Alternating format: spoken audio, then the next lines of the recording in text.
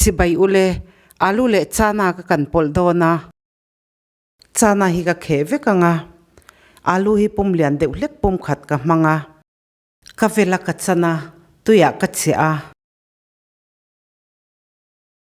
Chana ne na in milmoy tok kan ti kan siam pawlh dawn nia. Amin har ve deuh hleka kukarin ka chum dawna. Belpa ngai po aman thei amin har dewa. Tui tlem ka leya. Mei hi asanga ka daa.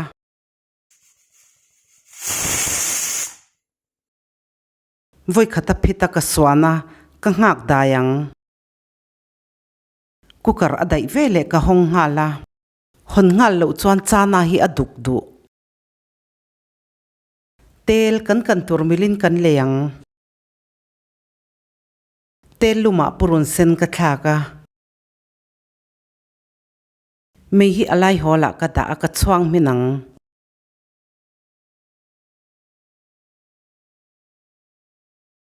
Purun min toa ay eng ka thaka.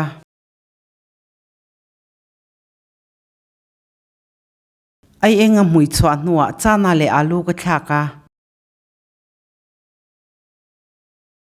Kukar man chuan soi to angin a min ma ema. Achum na tui po atam lawa ka leitel veka. Achum na tui hi kan chuang kang vekang. Uluk dewin kan vilanga. Kan chok ve deu reng don nia. Chi ka ala. Masala hian ay eng ti lo chu eng ma ka tel don lawa. Ay eng nen chok po hian na tui to ka. Tui kan ti kan ngay na zong atel thei veka.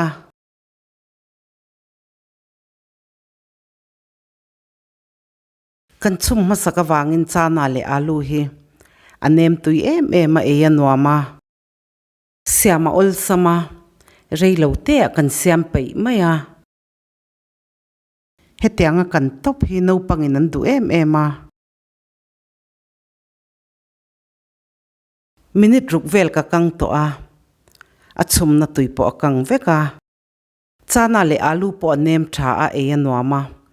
Du chuan aro deuh te po ina kan thei thawa. Mei ka ofa. Siama ol sam lutuk. Atui rek bok sia. Ka channel min clear sa ka wangin kalome.